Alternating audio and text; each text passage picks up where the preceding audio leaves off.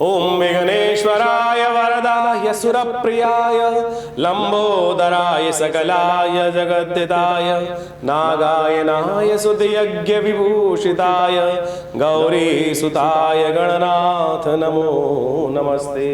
या श्री स्वयं सुखितिनां भवनेश्वलक्ष्मी पापात्मनां कृतिदयां हृदये सुबुद्धि श्रद्धा सदां कुलजन प्रभवस्य लज्जा तां त्वां नतास्म परिपालय देवी विश्वम्। नमस्कार, स्वागत है आपका आचार्य वाणी में। मैं आचार्य डॉक्टर विक्रमादित्य आपके साथ हूँ और आज हम बात करने जा रहे हैं मेष राशि वालों के लिए 7 तारीख यदि हम बात करें, ग्रह को परिवर्तन का समय बन रहा है और ये परिवर्तन आपके लिए पॉजिटिव शक्ति का उदय करता दिखाई दे रहा है, क्योंकि चंद्रमा रात्रि में परिवर्तन कर कर सप्तम भाव में प्रवेश कर चुके हैं, नई शक्ति का संचार करते दिखाई दे रहे हैं और ये आपके लिए अच्छा पॉजिटिव रिजल्ट लाने के योग बनाता दिखाई दे रहा है। इस दिन गणेश चतुर्थी है। कहा जाता है कि कोई भी कार्य आरंभ करने से भगवान गणेश का आशीर्वाद लेकर कार्य करने से समस्त विघ्नों को दूर करने के लिए योग बन जाता है। लेकिन ध्यान रखें, तो भारतीय संस्कृति में आप समझें कि जितनी भी बातें वर्णित की गई हैं वो कहीं ना कहीं पौराणिक मतों से उसको जोड़ने का प्रयास किया गया और पौराणिक मत के अनुसार से उस कथा का बड़ा वैज्ञानिक महत्व भी है। अब भगवान कृष्ण ने भी चौथ के चांद को देखा था, उन पर भी एक चोरी का दोष लगा, जो कथा बड़ी प्रचलित है शास्त्र के अनुसार से। और कहा जाता है इसका बड़ा महत्व इसलिए है कि हम सब लोग भी जीवन में रहते हैं और हम सब लोग भी कई बार गलती से उस चांद के दर्शन हो जाते हैं, चौथ के चांद के दर्शन।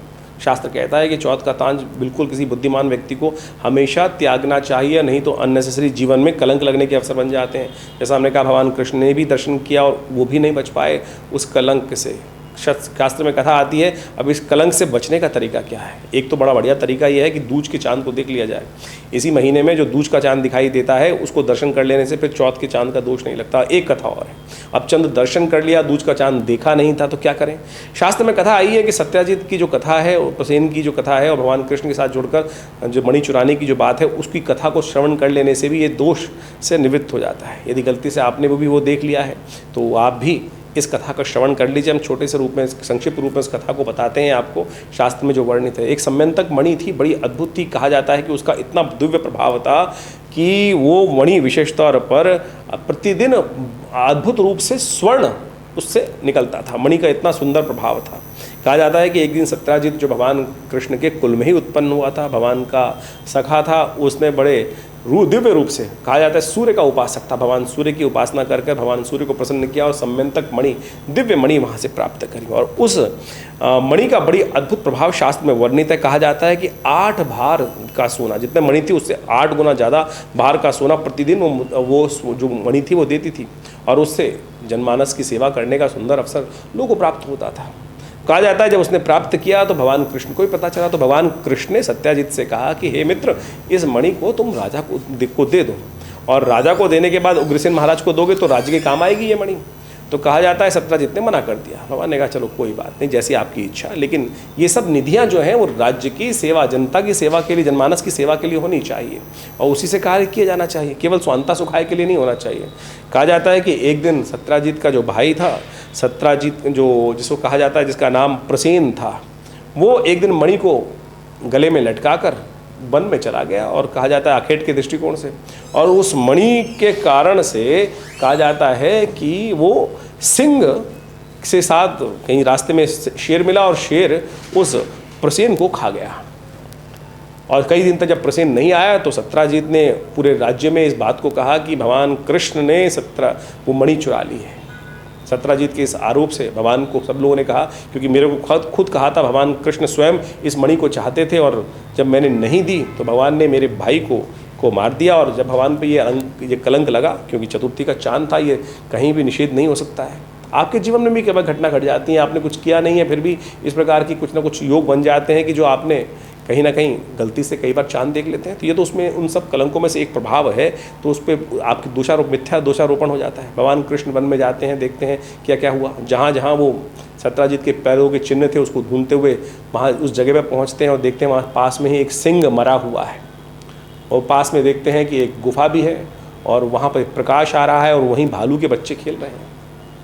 कहा जाता है भगवान कृष्ण को सब समझ में आ जाता है कि सत्याजित वहाँ मरा पड़ा है और साथ में सिंह मरा पड़ा है, तो बच्चे जो थे वो रोशनी जो थे वहाँ उस मणि से खेल रहे थे।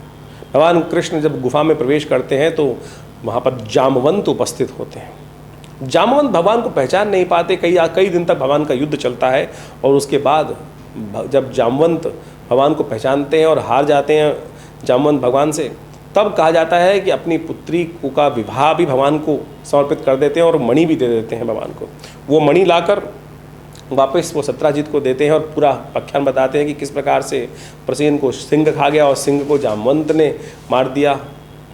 जिस प्रकार से सत्राजीत को पूरी बात समझ में आती है और वो फिर इस प्रकार की कथा है। कहा जाता है इस कथा का श्रवण कर लेने से इस पूरे जो मिथ्या दोष लगने के योग बन जाते हैं वो दोष नहीं लगता। लेकिन सबसे बड़ी बात यह है कि हम चांद को देखें ही ना, उसे बचने के, इसलिए भारतीय संस्कृति में इस दिन को पत्थर चौथ भी कहा जाता है। पुराने ज़माने में तो कथा ऐसी बताई जाती हैं, हमारे पिताजी के द्वारा ये बताया जाता था, बहुत पुरानी कथा कि इस दिन लोग पत्थर मारते थे शाम के समय पे बाहर, जिससे कोई निकले ही ना।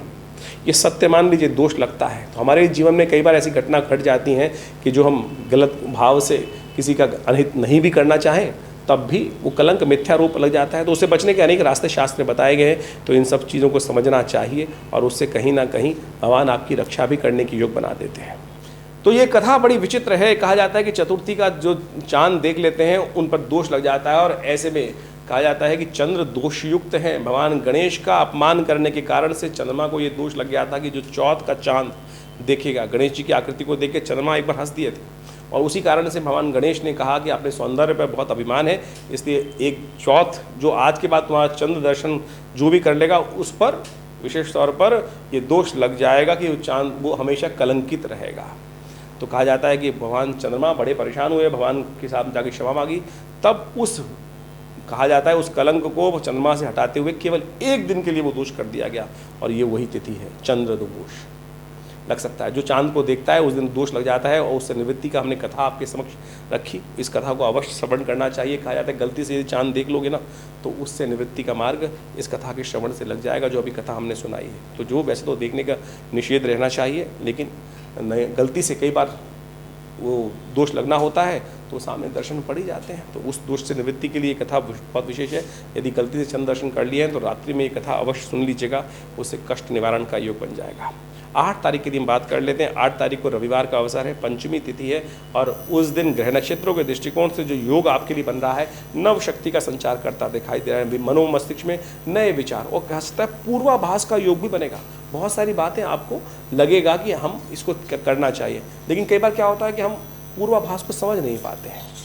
वैसे तो बहुत सारी बातें मन में मस्तिष्क में आती रहती हैं और लेकिन सारी सत्य नहीं होती हैं, लेकिन कई बार वो बातें सत्य हो जाती हैं। इस दिन ग्रह नक्षत्रों के दृष्टिकोण से 2-3 दिन से ये योग बना हुआ है कि बहुत सारी बातें आपको इंट्यूशन के तौर पे मनोमस्तिष्क में आ रही होंगी। ग्रह नक्षत्रों के दृष्टिकोण से 8 तारीख को भी वो योग बनता दिखाई दे रहा है। तो मन में आती हुई बातों को लाइटली मत लीजिएगा, उसको समझते हुए कार्य करने का आपको प्रयास करना चाहिए। इस दिन 2 ग्रहों का परिवर्तन का योग बन रहा है, राहु और केतु। उत्तरा भाद्रपद के तीसरे चरण में राहु प्रवेश कर रहे हैं और इन दिनों राहु महाराज आपकी राशि के अनुसार से जो योग बना रहे हैं वो कहीं ना कहीं थोड़ा सा दोष युक्त है। उसको ठीक करने के लिए आपको प्रयास करना चाहिए। थोड़ा मूली लेकर दान करने का प्रयास करें, ये आपके लिए अच्छा रहेगा। किसी मंदिर में शाम के समय मूली का दान कर दीजिए, भगवान शंकर के शिवलिंग पर अर्पित कर दीजिए, यह आपके लिए अच्छा रहेगा। यदि 9 तारीख की यदि बात करें, सोमवार का अवसर, षष्ठी तिथि और बहुत सुंदर चंद्रमा का परिवर्तन का योग बन रहा है। थोड़ी कमज़ोर जरूर है लेकिन आपके लिए धन लाभ की स्थिति को प्रबल करते दिखाई दे रहे हैं। आपके कार्यों में कहीं ना कहीं सफलता देने के योग बना सकते हैं। सुबह सुबह भगवान शंकर का दर्शन कर उनका जलाभिषेक करना बड़ा या दुग्धाभिषेक करना, दूध का दान करना चंद्रमा की शक्ति को बढ़ाने वाला रहेगा।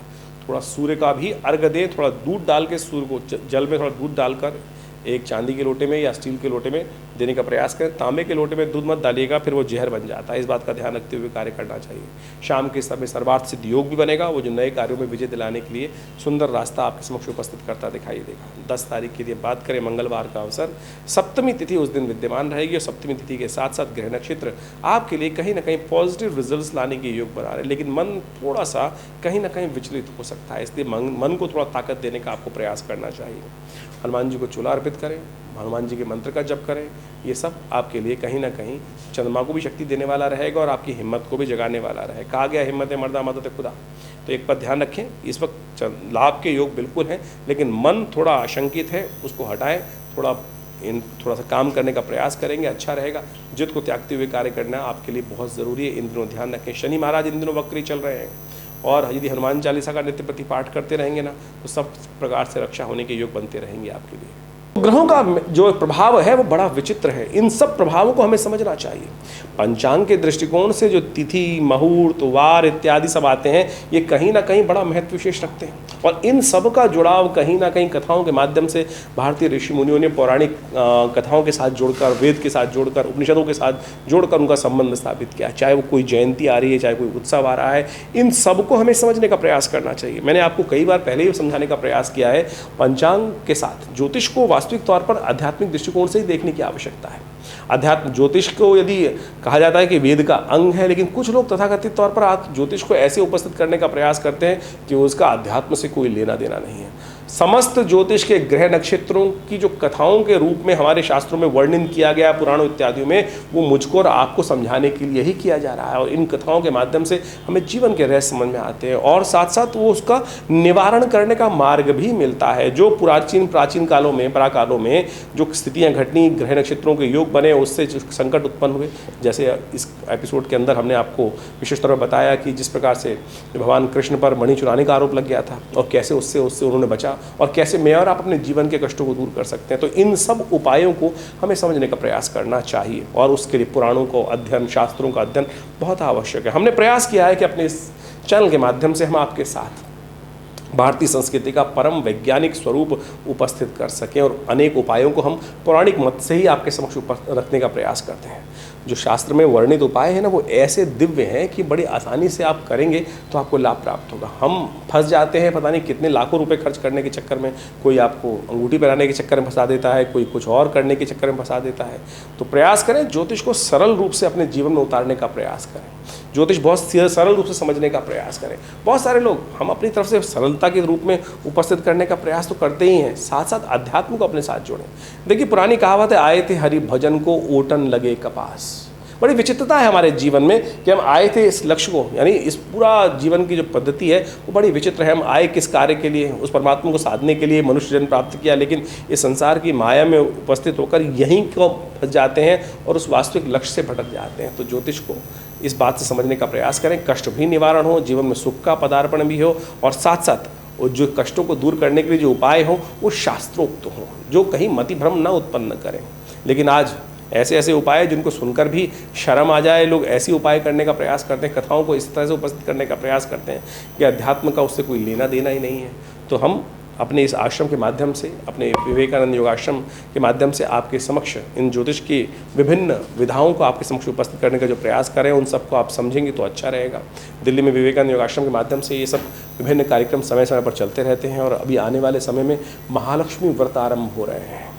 ये महालक्ष्मी व्रत अद्भुत हैं। उनको यदि जीवन में कोई चमत्कार देखना चाहता है तो इन महालक्ष्मी व्रतों को जो अगले हम अपने एपिसोड के माध्यम से आपके समक्ष रखेंगे, उन विधानों को समझकर यदि आपने महालक्ष्मी के उस व्रत को विधि रूप से कर मुख्य मंत्र जप करके कर लिया तो आप समझिएगा जीवन में अद्भुत रूप से कल्याण का अवसर, आपके कष्टों को दूर करने का सुंदर अवसर आपको प्राप्त हो सकता है।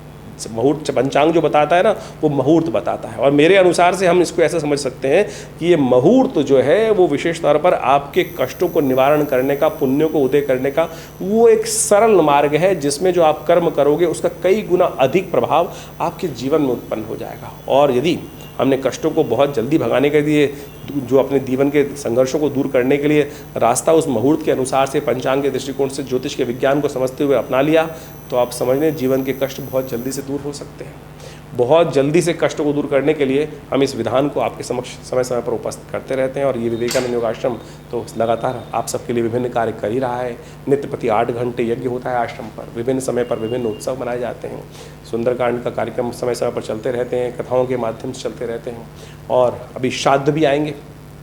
उन श्राद्धों के अवसर पर आप अपने पितरों से के कष्टों से निवृत्त करने के लिए, पितरों के निमित्त अपने दायित्व को निर्वाह करने के लिए विभिन्न यज्ञ इत्यादि, विभिन्न आपके जीवन में जन्मोत्सव चल रहा है, कुछ और कार्यक्रम चल रहे हैं, उन सब की सेवाओं के लिए भी विभिन्न पुण्य कार्य आश्रम के साथ जुड़कर कर सकते हैं। और आश्रम के संपर्क के नंबर्स जो नीचे दिए गए हैं उन सब पर जुड़कर आप हर रविवार को होने वाले यज्ञ में भी आश्रम में पधार सकते हैं, जो सुबह करीब 8 बजे से लेकर करीब 10 बजे तक भंडारे के साथ चलता है।